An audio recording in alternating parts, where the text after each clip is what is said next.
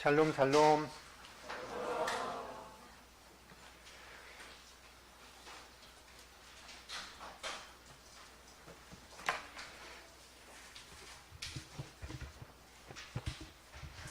그 도전 골든벨 그 퀴즈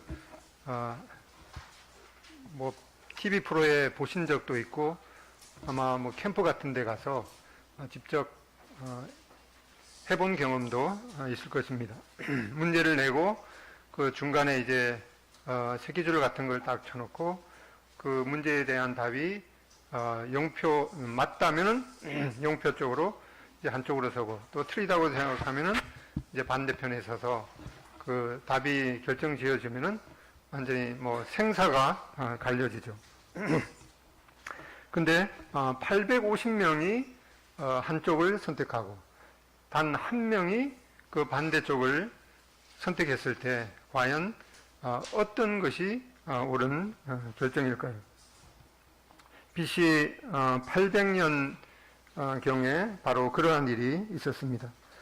이방신을 숭배하는 바알 선지자 850명과 여호와 하나님만이 나의 하나님이다 라는 이름을 가진 엘리야 단 한 명이 그 850명의 반대쪽에 섰습니다. 그야말로 850대 1의 이 세기의 대결이죠. 이제 그 역사의 현장으로 가보겠습니다. 열왕기상 18장입니다.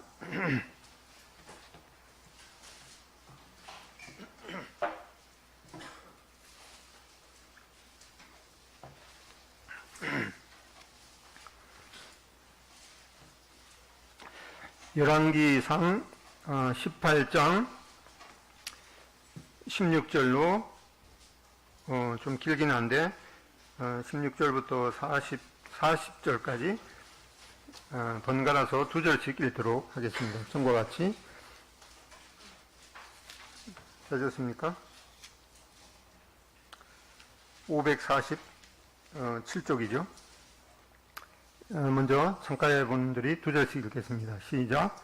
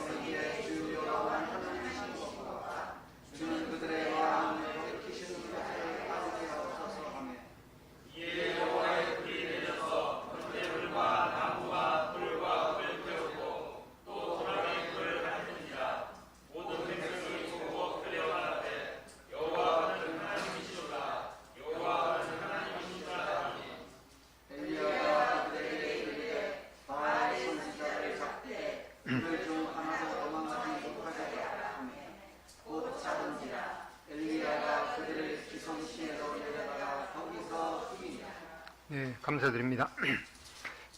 하나님의 백성 이스라엘이 우상을 섬김으로 말미암아서 하나님께서 진노하셨습니다. 엘리야는 그런 이스라엘 왕에게 가서 수년 동안 비가 내리지 않을 거라고 경고했습니다. 하나님께서는 이제 엘리야에게 그 아합 왕의 진노를 피해서 숨어 있으라고 그렇게 말씀하셨습니다. 이 기간 동안 하나님은 엘리야가 믿음으로 사는 법을 배우도록 하셨습니다. 이제 3년 반 동안의 기간이 끝나고 하나님께서 엘리야에게 비를 다시 내릴 것이다 이렇게 말씀하면서 이제는 숨은 기간을 끝내고 아합 왕에 가서 보이라 이렇게 말씀하셨습니다. 모든 책임을 이제 엘리야에게 돌리는 그런 상황 가운데서 아합 왕이 엘리야를 죽일 수도 있었지만은 하나님께서 엘리야에게 이제는 왕에게 가서 보이라 이렇게 말씀했을 때 엘리야는 이제 목숨을 건 행위나 다름이 없었지만은 엘리야는 하나님의 말씀 그대로 순종하는 것을 보게 됩니다. 18장 그 1절에 보면은 하나님께서 이제 아합 왕에게 보이라 이렇게 말씀하니까 2절에 보니까 엘리야가 아합에게 보이려고 가니 라고 이 엘리야는 하나님의 말씀에 대해서 군소리 없이 순종하는 모습을 보게 됩니다. 이제 16절, 17절에 보면은 엘리야가 이제 아합 왕에게 나타났습니다. 그러니까 이 아합 왕이 엘리야에게 그 이글거리는 눈빛으로 말했습니다. 이스라엘을 괴롭히는 자가 바로 너냐? 이렇게 따졌습니다. 이 하나님을 섬기는 하나님의 그 택함을 받은 이스라엘 국가가 그 왕이 또 3년 반 동안의 기근을 겪으면서 왜 이러한 기근이 일어났는지 전혀 뉘우치지 않는 그런 모습을 보고 충격을 받게 됩니다. 이러한 것에 있어서 엘리야는 조금도 굴하지 않고 아합 왕에게 말했습니다. 18절에 내가 이스라엘을 괴롭게 한 것이 아니라 당신과 당신의 아버지 집이 괴롭게 하였으니 이는 여호와의 명령을 버렸고 당신이 바알들을 따랐음이니라 라고 엘리야는 아합 왕에게 바로 이 하나님의 명령을 어기고 이방신을 섬겼기 때문에 이 모든 일이 일어난 겁니다 하고 엘리야는 이 왕에게 진언을 했던 것을 보게 됩니다.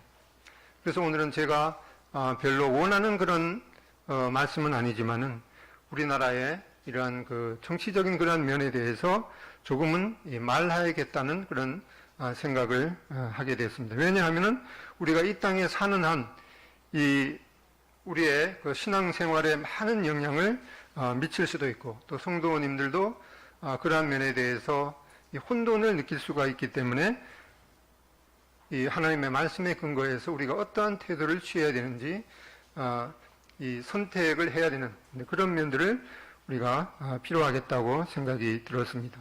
아시다시피 우리나라는 전례 없이 이 보수다 진보다 하는 이 양편으로 갈라져 있습니다. 이 프랑스 혁명 그 시절에 이 왕정 체제를 계속해서 유지할 것인가 라고 하는 것을 선택하는 사람은 이제 오른편에 앉게 했습니다. 그리고 이제 왕정 체제를 무너뜨리고 이 공화 정치를 선택할 것인가 라고 생각하는 사람은 이제 좌편에 앉게 했습니다.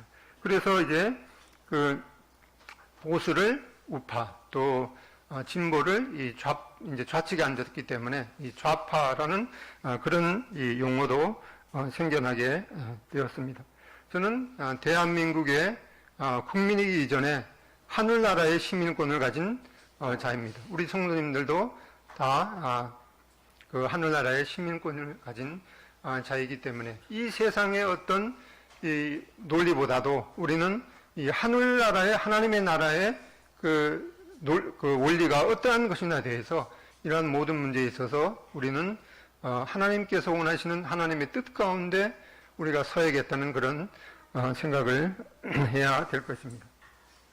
이 다니엘서나 요한계시록을 보면은 한 국가를 표현할 때 이 짐승이라는 표현을 쓰고 있습니다. 뭐 과거에 있었던 바벨론, 헬라, 그 다음에 마지막 때에 나타날 이런 로마는 점점 갈수록 그 짐승의 모습이 더욱더 이 악랄하고 이 포악한 그런 모습으로 그려지고 있습니다. 왜 이렇게 짐승의 모습으로 그려지겠습니까? 이 나라들이 하는 모습이 꼭 이 짐승과 같은 그런 모습을 취하고 있기 때문에 그렇다는 생각이 듭니다. 얼마 전에도 이 중국이 그동안 이 자치를 인정하던 그 홍콩에 대해서 이제 홍콩에서 선출된 공직자들은 지금 이제 그 중국에다가 이 충성을 맹세해야 된다라는 그런 조항이 포함된 이른바 이 홍콩 보안법을 이제 통과시켰죠. 이렇게 해서 이제 중국은 세계를 조금씩 이제 정복하려는 그런 이 짐승 같은 야욕을 드러내고 있는 것을 보게 됩니다. 우리나라도 이 가장 큰 이슈 중에 하나가 이 북한과의 관계를 어떻게 할 것인가에 대한 것이 아주 양쪽으로 이렇게 갈려져서 네가 옳니 내가 옳니 하는 그런 그 토론 가운데 있는 것 같습니다. 이 조선 시대에도 이제 그 병자호란때 이 청나라가 침입해 와서 이제 그 당시에 인조 왕이 이 남한산성으로 경기도 광주에 있는 남한산성으로 피난을 갔습니다. 그럴 때 이제 그 순간적인 치욕을 견뎌내고 그 당시에는 이제 힘이 없기 때문에 이 청나라의 그 요구를 받아들이고 뭐 조공도 바치고 이렇게 해서 지금은 백성들의 그 생명을 지켜야 되기 때문에 이 화친을 맺어야 한다는 이른바 이 주화파의 최명길이 있었죠. 그리고 그와는 반면에 이제 청나라의 치욕적인 그런 굴복을 하느니 목숨을 무릅쓰고 끝까지 대항하는 것이 옳다는 이른바 그 화친을 배척하는 이제 척화파 이 김상헌이 서로 자신의 생각이 옳다고 그 논리를 이제 폈죠. 그런 가운데 이제 지금으로 말하자면 이제 주화파는 진보에 가깝고 그다음에 척화파는 이 보수에 가까운 그런 면들이 있겠습니다. 그런 사이에 이제 인조는 어떤 선택을 해야 될지 뭐 한쪽에서 그 건의를 하려면 아니 되옵니다 하고 뭐 절대로 그런 일은 없습니다 이렇게 하니까 인조도 어떻게 선택을 할지 몰라서 우왕좌왕 하던 사이에 계속해서 이제 그 청나라 군대가 이 남한산성을 포위해서 계속해서 우리의 요구에 자기들의 요구에 이제 수용하지 않으면은 백성들을 계속해서 죽이겠다 이렇게 하니까 이제 하는 수 없이 이제 그 주화파의 이 최명길이 왕의 그 항복 문서를 만들어서 이제 왕의 결재를 받아서 이제 청나라에 전달하려고 했는데 그 사이에 이제 그 척화파인 김상헌이 그거를 알고 그 문서를 이제 찢어버렸죠. 찢어버렸는데 그걸 또 다시 붙여갖고 결국에는 이제 청나라에 전달해서 이제 인조가 그 청나라에 항복을 하면서 3번 무릎을 꿇고 절하는 그런 치욕이 있었습니다. 그러면서 이제 그 척화파 사람들은 김상헌과 이런 사람들은 이제 청나라로 끌려가서 약 6년인가 그렇게 귀양살이를 하다가 거기에서 이제 죽었는데 이 김상헌이 유명한 그 청나라로 붙잡혀가면서 유명한 시를 남겼죠. 가노라 삼각사나 다시 보자 한강수야 고국 산천을 떠나고자 하려마는 시절이 하수상하니 올똥말똥하여라. 어디 들어본 것 같죠? 그래서 얼마 전에 몇 년 전인가요? 이제 남한산성이라는 그 영화가 있었는데 저도 이제 봤습니다. 이 사건을 이제 극화를 했는데 지금까지 어느 측이 옳았는가에 대해서는 뭐 아직도 결론이 뭐 안 난 것 같아요. 어떤 면에서 둘 다 옳다는 이 양시론적 그 결론이 맞는 것 같습니다. 둘 다 백성들과 또 나라를 걱정하는 마음에서 비롯되었기 때문에 둘 다의 그런 이론이 또 주장이 필요하고 그런 논쟁을 거치면서 한쪽 주장에 대한 그런 결점을 보완할 수 있는 그런 이 정반합의 원리를 도출해 낼 수 있을 것입니다. 지금도 이제 북한과의 관계에 대해서 달래고 퍼주고 하자는 일종의 이 주화파와 아니면은 이제 고립 정책을 펴서 완전히 고사하도록 해야 된다는 그런 일종의 이 촉파파가 옳다는 이 양쪽의 견해가 팽팽히 맞서 있습니다. 저도 이러한 것이 어떤 것이 맞는지 그 조선시대의 그런 선택에 대해서도 그렇고 지금도 어떤 선택이 옳은지 저도 잘 모르겠습니다. 아무튼 이러한 그 양쪽의 조선시대에도 그랬지만은 지금도 이러한 양쪽의 견해를 우리가 객관적으로 그 여러 면을 고민하면서 이 결점들을 한쪽의 결점들을 보완하는 그런 이 선택을 해서 우리 당장 우리와 또 우리 자녀들, 후손들에게 결정적인 그런 영향이 미칠 수가 있기 때문에 이 정치 지도자들이 정말 올바른 선택을 할 수 있도록 우리는 또 뭐 좀 더 잘 아시는 분이 있겠습니다만은 대부분 그렇게 전문가가 아니기 때문에 정말 그 정치 지도자들이 그러한 면에 있어서 올바른 선택을 할 수 있도록 우리는 기도할 수밖에 없겠습니다. 그리고 지난 주간에 제가 잠깐 말씀드린 것처럼 이 한국교회의 미래 10년이라는 책을 읽었습니다. 이거 보니까 아주 이제 객관적인 그런 모든 정보를 바탕으로 해서 앞으로 10년 후에 이 특히 이제 한국교회가 어떻게 되겠고 그 가운데서 어떤 선택을 해야 될지 아주 자세한 그런 대안을 제시하는 아주 그 전문적인 그런 책인데 뭐 읽으실 분들은 선착순으로 빌려가도 되겠습니다. 근데 거기 보니까 이제 막연하게 우리가 뭐 통일되면 이제 좋겠죠. 그런데 저도 이제 그 북한 탈북민을 위해서 그 전도하는 사람을 아주 가깝게 좀 이제 알고 있는데 그분에게 대해서 많은 정보도 들었습니다. 근데 그분이 말하기를 뭐는가 하니까 북한 그 탈북민은 전혀 딴 세계에 사는 사람이다라는 그 전제를 가지고 돼야 된다 하고 그래요. 예를 들어서 우리가 탈북민한테 우리가 하나님의 은혜로 이렇게 구원받을 수 있다 그러면 그 사람들은 은혜가 뭔지 모른다고 그래요. 왜 그런가 하니까 은혜, 동정, 배려 이런 것들을 북한에서 배워본 적이 없다고 그래요. 배워본 적이 없으니까 그러한 마음도 없고 또 그렇게 행할 수도 없는 이제 그런 처지이기 때문에 그래서 이 탈북민에게 전도할 수 있는 사람들은 아무나 하는 것이 아니고 이 정부에서 북한 관련 그런 전문적인 교육을 받은 그 자격증을 가진 사람한테만 그 사람들을 이제 소개받을 수 있는 그 권한이 주어지더라고요.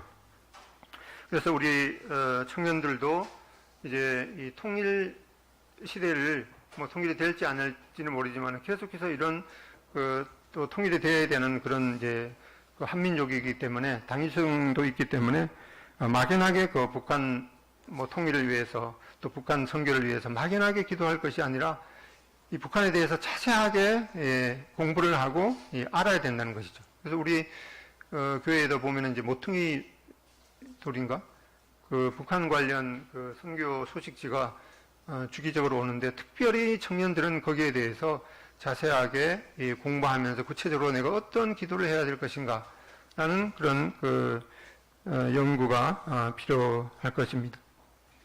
모든 사람들은 또 죄인이고 정치를 하는 사람들도 이 뭐 국민을 위하고 뭘 뭐 위한다고 하지만은 우선적으로 자기의 이 맡은 그런 정권이 계속되기를 원하는 그런 이 본능이 있기 때문에 그래서 이 그리스도인에게 있어서는 보수가 정권을 잡든 진보가 정권을 잡든 사실은 아무런 상관이 없는 것이 왜냐하면은 우리는 대한민국 국민 이 위에 이 하늘나라의 시민권을 가진 이 자이기 때문에 어쨌든 이 세상은 이 어둠의 세력이 그들의 일을 계속해서 해나갈 것입니다.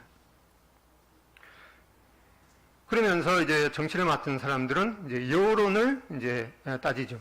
이제 내가 어떤 결정을 했을 때 어떤 표가 더 많아질 것인가, 거기에 이제 관심이 많기 때문에 몇 년 전에도 이제 미국 선거 과정에서 그 대통령 후보가 이 동성애를 지지할 것인가 말 것인가 그를 고민하다가 이 오바마 대통령은 동성애를 지지하는 쪽으로 선택을 했죠. 왜 그런가 하니까 이 미국 국민 거의 이제 절반이 50대 50인 거예요. 그러니까 그 동성애를 지지하느냐 반대하느냐 그런 그 국민의 지지도가 절반이기 때문에 요걸 이제 뭐 말하자면 이제 머리를 굴리다가 동성애를 이제 지지하는 쪽으로 선택을 해서 결국에는 대통령에 당선이 됐던 그런 면이기 때문에 우리는 이 나라의 어떤 정책에 있어서 이것이 분명히 하나님의 그 말씀에 어긋나면은 나는 이런 것에 있어서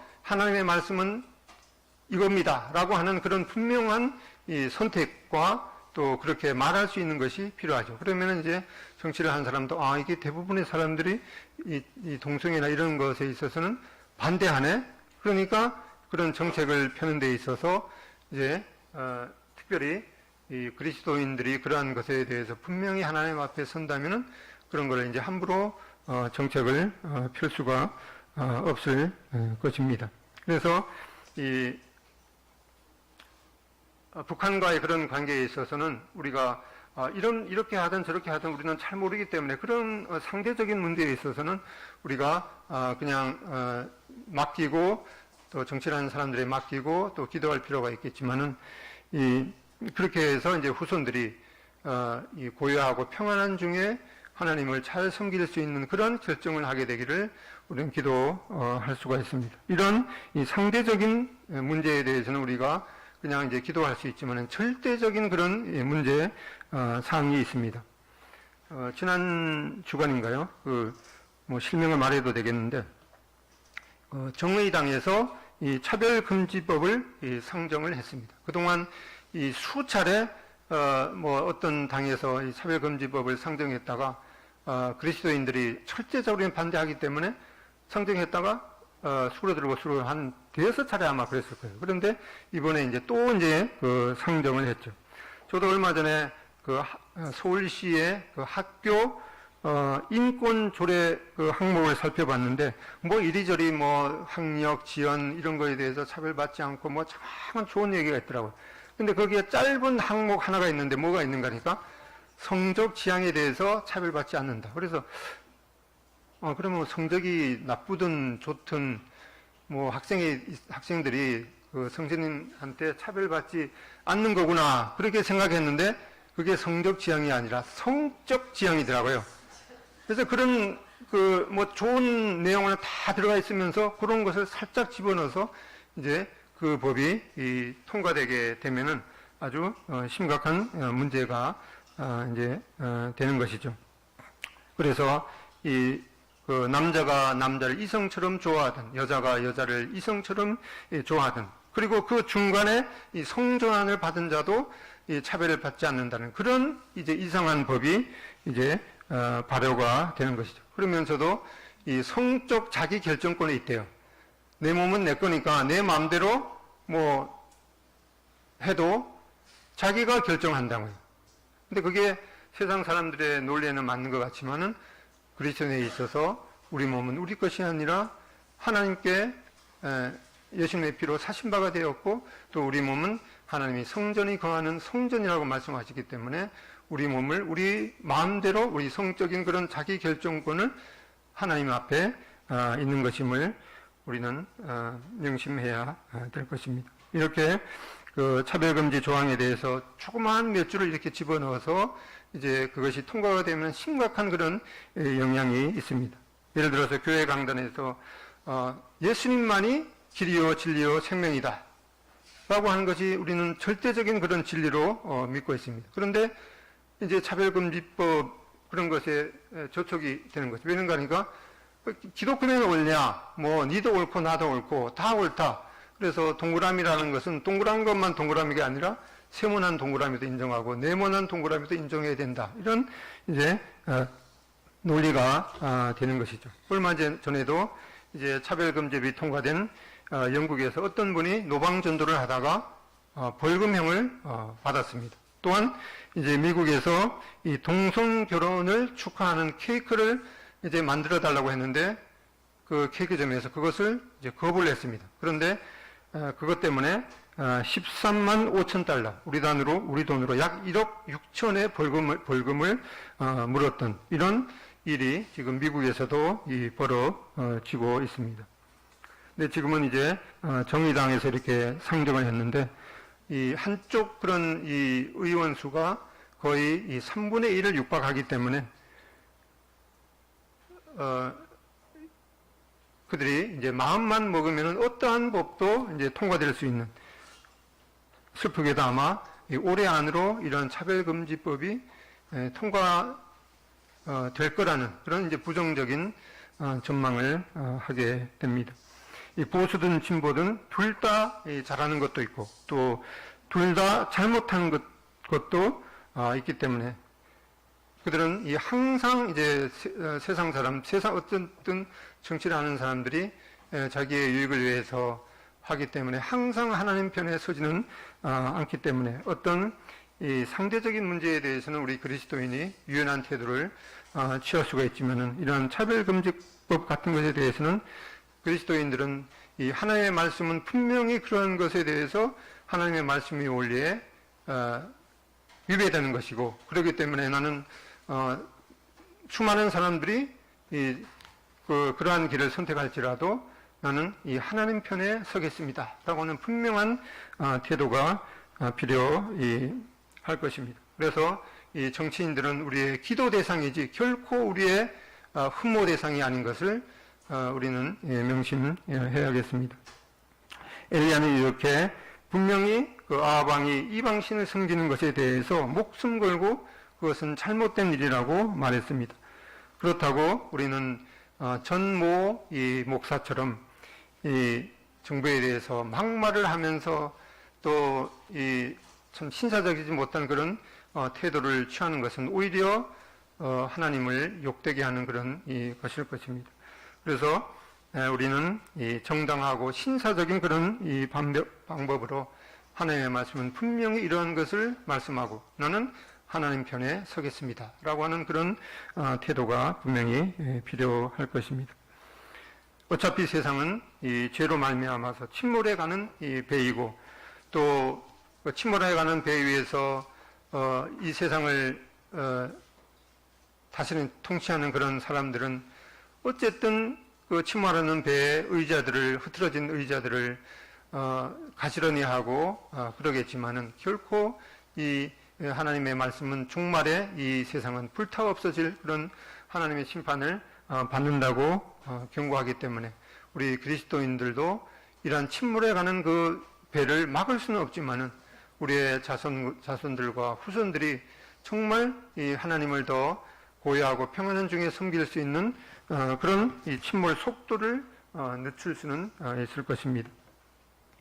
이렇게 엘리야는 이 아합 왕에게 이방인을 섬기는 선지자 850명과 갈멜산에서 이 재단을 차려놓고 불이 어느 쪽에 내릴 것인지 제안했습니다. 이렇게 이세벨의 비호 아래 이 소위 이제 국비를 받으면서 거짓 선지자들이 잘 먹고 또 많은 거짓 선지자가 이 850명에 되는 이런 거짓 선지자들이 있었고, 하나님을 섬기는 그 선지자는 그 지난주에 말씀드렸던 이 누구죠? 저기 생각 안 나네. 이 오바댜가 150명이나 되는 그런 선지자들을 굴에다가 숨겨놓고 이 떡과 물을 공급하면서 흔근히 살아가는 그런 이 안타까운 상황 가운데 있었습니다. 이 갈멜산은 이 이세벨의 고향인 이 시돈에서 가깝기 때문에 이 갈멜산은 어떤 면에서 이방인 선지자들의 이 홈그라운드이기도 하죠. 그래서 거기에서 이제 대결을 하자고 했을 때 이 바알신을 섬기는 선지자들은 뭐 자기들은 이제 홈그라운드의 이점을 살려서 틀림없이 승리하리라고 생각했지만은 이제 21절에 보면은 엘리야가 모든 백성에게 가까이 나아가 이르되 너희가 어느 때까지 둘 사이에서 머뭇머뭇하려느냐. 여호와가 만일 하나님이면 그를 따르고 바알이 만일 하나님이면 그를 따를지니라. 라고 이제 우리는 이러한 선택의 기로에서 분명하게 하나님 편에 서는 것이 필요하겠습니다. 하나님 편, 하나님의 말씀 편에 서는 것이죠. 이러한 이 차별금지법에 대해서도 나는 분명히 이 하나님의 말씀이 그것을 금지하기 때문에 이 하나님 편에 서겠습니다. 라고 하는 그런 이제 침몰하는 배를 막을 수는 없지만은 그 끝까지 나는 하나님 편에 서겠습니다. 라는 것이 필요하겠습니다. 여호수아도 여호수아 마지막 장에 백성들에게 너희가 섬길 자를 오늘 택하라. 오직 나와 내 집은 여호와를 섬기노라. 라고 하는 이 분명한 이 선택을 했던 것을 보게 됩니다. 이렇게 하나님 편에 서는 것이 정말 중요한 것을 보게 됩니다. 두 번째로 이제 엘리야는 이제 무너진 제단을 수축했던 것을 보게 됩니다. 그렇게 해서 하나님께 대한 이 예배를 회복한 한 면을 보게 됩니다. 이 바알을 섬기는 그 거짓 선지자 이제 450명, 이게 그 바알신은 그들이 섬기는 이 남신이고 아세라 신을 섬기는 사람은 이제 여신을 그 남신과 여신을 이렇게 섬겼죠. 그래서 이 바알을 섬기는 거짓 선지자 450명이 먼저 이 제단을 쌓아놓고 하늘에서 불이 내리도록 바알신을 부르다가 응답이 없었습니다. 그 다음에 이제 엘리야가 할 차례입니다. 30절에 보면은 엘리야가 모든 백성을 향하여 이르되 내게로 가까이 오라. 백성이 다 그에게 가까이 가매 그가 무너진 여호와의 제단을 수축하되 31절 야곱의 아들들의 지파의 수요를 따라 엘리야가 돌 12개를 취하니 이 야곱은 옛적에 여호와의 말씀이 임하여 이르시기를 너의 이름을 이스라엘이라 하리라 하신 자들아. 여기 보면 이제 그 전에 이 갈멜산에 여호와 하나님을 위한 이 제단이 있었는데 이 아합 왕이 이 바알 신을 섬기는 그 이세벨의 꼬임에 빠져서 그 하나님을 섬기는 제단을 이제 다 홀게 했던 그런 면을 보게 됩니다. 이렇게 엘리야는 그 무너진 제단을 하나님을 예배드리던 그런 제단을 다시 쌓아 올리면서 돌 12개를 취해서 이제 이스라엘 12지파 모두가 여호와 하나님을 섬기는 그러한 신앙으로 회복되기를 바라고 있는 것을 보게 됩니다. 우리 성도님들도 지난 코로나로 인해서 가정 예배를 드린 경험이 있는데 그렇게 해서 이 가정에서부터 한 마음 한 뜻으로 하나님을 찬양하고 또 하나님께 대한 그런 경건함이 계속해서 지속되기를 이 하나님이 원하실 것입니다. 이와 같이 이 하나님을 위한 그 무너진 제단을 수축하는 삶이 우리에게 필요할 것입니다. 그 다음에 엘리야는 이제 믿음으로 나아가는 것을 보게 됩니다. 엘리야는 다시 제단을 수축하고 그 위에 번제물을 태울 나무를 받쳐놓고 그 위에 이제 제물을 올려놓고 물을 12동이나 그 제물과 나무 위에 부으라고 했습니다. 아니 이 제물이 나무에 있는 제물이 잘 타게 하려면 기름을 부어야지 왜 물을 붓고 있습니까? 이 엘리야가 물불을 못 가려서 그런 것이 아니죠.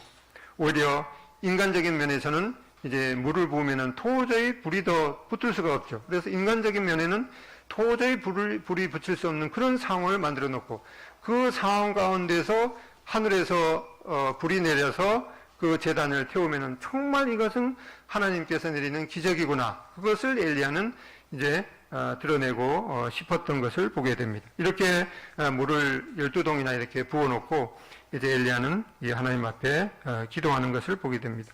36절에 보면은 아브라함과 이삭과 이스라엘의 하나님 여호와여 주께서 이스라엘 중에서 하나이신 것과 내가 주의 종인 것과 내가 주의 말씀대로 이 모든 일을 행하는 것을 오늘 알게 하옵소서. 37절 여호와여 내게 응답하옵소서. 내게 응답하옵소서.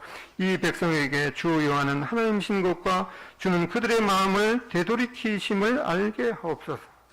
이렇게 과연 엘리야의 믿음의 기도에 따라서 하나님께서 불로 응답을 하셨습니다. 38절에 보면은 이에 여호와의 불이 내려서 번제물과 나무와 돌과 흙을 태우고 또 도랑의 물을 핥는지라. 이제 불이 그 물을 갖다가 이렇게 막 움직이면서 그걸 이제 물을 증발시키니까 그걸 이제 불이 물을 핥는 것처럼 이렇게 표현하고 있는 거죠. 그래서 39절에 보면 모든 백성이 보고 엎드려 말하되 여호와 그는 하나님이시로다. 여호와 그는 하나님이시로다. 하고 이렇게 말씀하고 있습니다. 그리고 그 후에 이제 40절에 보면 엘리야가 그들에게 이르되 바알의 선지자를 잡되 그들 중 하나도 도망하지 못하게 하라 하매 곧 잡은지라. 엘리야가 그들을 기손 시내로 내려다가 거기서 죽이니라. 이 엘리야는 이제 바알신을 섬기는 450명의 선지자를 다 죽였습니다. 근데 이것은 이제 신명기 12장에 있는 하나님의 말씀에 근거해서 그렇게 했습니다. 신명기 12장 그 12절에 보면은 너희 하나님 여호와께서 너에게 주어 거주하게 하시는 한 성읍에 대하여 너에게 소문이 들리기를 너희 가운데서 어떤 불량배가 일어나서 그 성읍 주민을 유혹하여 이르기를 너희가 알지 못하는 다른 신들을 우리가 가서 섬기자 한다 하거든 14절 너는 자세히 묻고 살펴보아서 이런 가증한 일이 너희 가운데 있다는 것이 확실한 사실로 드러나면 15절 너는 마땅히 그 성읍 주민을 칼날로 죽이고 그 성읍과 그 가운데서 거주하는 모든 곳과 그 가축을 칼날로 진멸하고 또 그 속에서 빼앗아 천시한 물건을 다 거리로 모아놓고 그 성읍과 그 탈춤을 전부를 불살라 내 하나님 여호와께 드릴지라. 이렇게 해서 이제 이 신명기를 통해서 이방신을 섬기는 그 선지자들을 칼날로 죽이라고 한 이 신명기 말씀에 근거해서 엘리야는 그렇게 했습니다. 이 수십 년 전에 이제 기독교인이라고 알려진 이제 김영삼 대통령이 재임 시절에 이 군대에서 일어난 일인데 이 군 부대에는 대부분의 이 종교 시설이 있습니다. 뭐 교회도 있고 성당도 있고 절도 있습니다. 그리고 이 교회를 이제 그 다스리는 이제 군목도 있고 절을 관리하는 군승 뭐 그 용어가 있는지는 잘 모르겠는데, 네? 법사라고 그래요. 네. 그래서 아무튼 이제 그 절을 섬기는 이제 그 사람도 있고 그 다음에 그 천주교 이제 성당에서 섬기는 뭐죠? 군 신부도 있습니까? 용어가 있답니다. 그래서 군 신부도 있는데 이런 사람들은 이제 그 군인들이 어떤 이제 그 전쟁에서 두려움을 가질 수가 있기 때문에 이제 그런 사람들이 비전투요원으로 이제 신앙을 가져서 죽음도 무릅쓰는 그런 이제 군대를 양성하려고 이제 그 사람들이 합법적으로 이제 그 월급을 받는 그런 이제 군인 중에 이제 하나입니다. 그런데 어떤 이제 기독교를 믿는 사단장이 군 부대에 있는 그 절이 이제 못마땅한 거예요. 그래서 나는 구약에 보니까 이러한 그 이방신을 섬기는 그 사람들을 이제 뭐 여기 엘리야도 사건도 보니까 죽이고 그 우상들을 다 이제 부수는 것이 이제 기도원도 이제 그렇게 했죠. 그런 걸 볼 때 이것이 그 나는 하나님의 말씀대로 이제 그 군에 있는 절에 있는 그 불상들을 갖다가 부숴갖고 그 산에 갖다가 이제 버린 일이 이제 발생했습니다. 어떻게 됐을까요? 그래서 이제 엘리야처럼 이렇게 죽이지는 않았는데 그 불상들을 이제 부수고 그렇게 해서 그 사람이 뭐 이제 그 처벌을 이제 받았겠죠. 그래서 그 사람은 아마 이런 구약에 있는 말씀을 문자 그대로 이렇게 적응해서 그랬던 것 같습니다. 이 이스라엘과 우리나라는 이제 좀 이제 다르죠. 이스라엘은 그 유일신을 섬기는 이제 그런 이제 국가로 이제 정치와 종교가 하나인 그런 이제 신정 이 국가이고 또 우리나라와 이제 서방의 대부분의 민주주의 국가는 이 종교와 정치를 구분하는 이 종교의 선택의 자유가 헌법에 이제 보장되어 있기 때문에 이러한 이 구약의 이러한 그 엘리야가 거짓 선지자를 죽였던 이러한 그 말씀들을 문자 그대로 적용할 수는 이제 없는 것이죠. 그래서 그 민주주의의 원칙 하나가 이제 다수결의 원리일 것입니다. 하지만 이 다수가 항상 이제 옳은 것은 아니죠. 문제는 하나님의 말씀이 무엇을 말씀하는가, 그것이 중요할 것입니다. 여기 엘리야는 이렇게 바알신을 섬기는 선지자와 구체적으로 450명과 대기를 했고, 또 그 뒤에 아세라 신을 섬기는 이 400명, 이렇게 해서 850명 대 1이라는 이런 이 세기의 대결에서 엘리야는 하나님 편에 섰던 것을 보게 됩니다. 우리도 이 수많은 사람이 하나님의 말씀의 원리에 위배되는 그러한 선택을 할지라도 우리는 그리스도인으로서 나는 이 하나님의 편, 이 좁은 길을 선택할 수 있는 그런 용기가 필요할 것입니다. 우리가 무엇보다도 이 하늘나라의 시민권을 그런 가진 자인 것을 먼저 명심하고, 나의 어떤 정치적인 그런 성향을 넘어서 일방적으로 그 묻지마 선택하는 것이 아니라 하나님의 뜻을 잘 분별해서 이 세상이 어떻게 되든 나는 올바른 길을 선택하겠다. 또 틀린 것에 있어서는 나는 이 하나님의 말씀에 근거해서 노라고 말할 수 있는 그런 용기가 필요할 것입니다. 그리고 엘리야가 오랫동안 무너진 하나님의 제단을 이제 수축했던 것처럼 개인의 삶과 가정과 교회가 이 하나님을 충심으로 예배하는 그런 제단을 바로 세워가야 할 것입니다. 그리고 이 하나님을 가까이 하고 또 하나님을 선택하는 자에게 하나님께서 능력으로 응답하시는 그런 믿음으로 담대하게 나아갈 필요가 있겠습니다. 이 예수님의 제자 가운데도 이 마태 같은 사람은 이제 로마에 협력을 해서 그 이스라엘 사람들에게 세금을 거두어서 로마에게 갖다 바치는, 그런 말하자면은 일종의 로마와 적국과 타협을 해서 그 하는 이러한 이제 보수적인 이제 그런 면이었고, 또 예수님의 제자 가운데 열심당원 시몬은 어떻게 해서든 이제 그 혁명을 일으켜서 이스라엘 국가의 이 대적인 이 로마에 대해서 이제 목숨을 걸고 이제 투쟁을 벌이는 그런 이제 양 부류가 있었죠. 근데 예수님께서는 그런 두 부류에 각각 다른 두 부류에 대해서도 뭐 네가 틀렸느니 이쪽이 옳니 저기 옳니 그렇게 말하지 않으셨죠.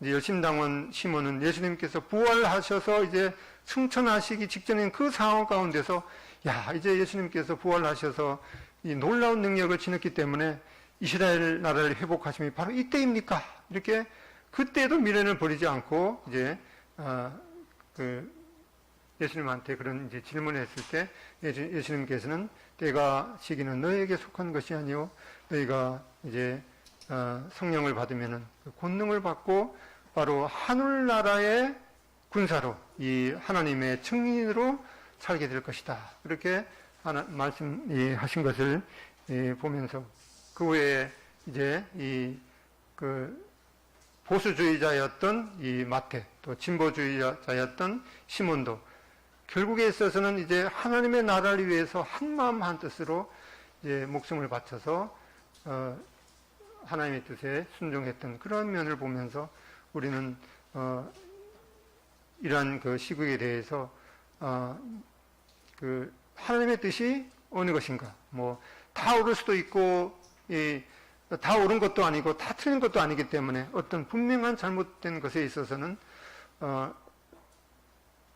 분명하게 이것은 하나님의 말씀에 분명하게 노입니다 하는 그런 태도를 분명히 하게 될 때 이제 정치를 하는 사람들도 이제 그 여론을 따지기 때문에 그것이 뭐 숫자가 얼마가 되든 이제 어차피 이 세상은 어둠의 그 주관자들에게 속했기 때문에 침몰하는 배를 이제 막을 수는 없겠지만은 계속 침몰하는 그 과정에서 나는 항상 이 하나님의 말씀 편에 서겠다라고 하는 그런 분명한 선택이 필요하겠습니다. 기도하고 마치겠습니다.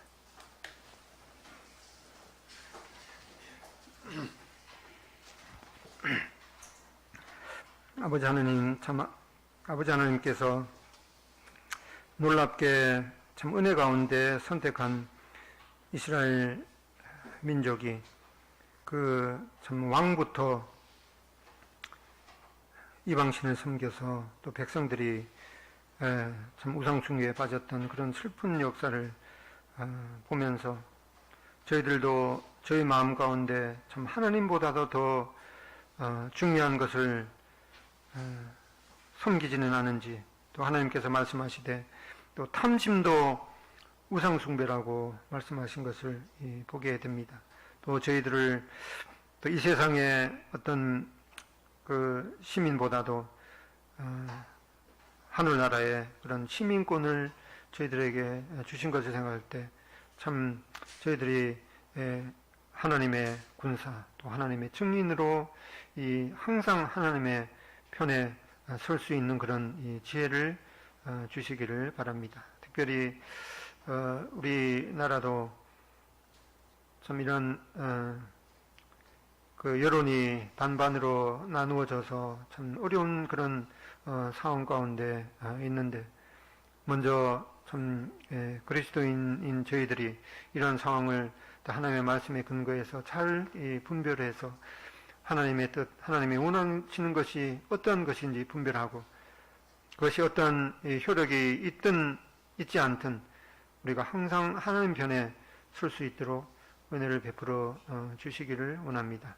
또 특별히 이런 그 코로나로 인해서 지금까지 저희 교회를 지켜주셔서 참 감사를 드립니다. 계속해서 모든 것들을 또 하나님의 보호와 또 은총 가운데 의탁을 드립니다. 예수님의 존귀하신 이름으로 기도드립니다.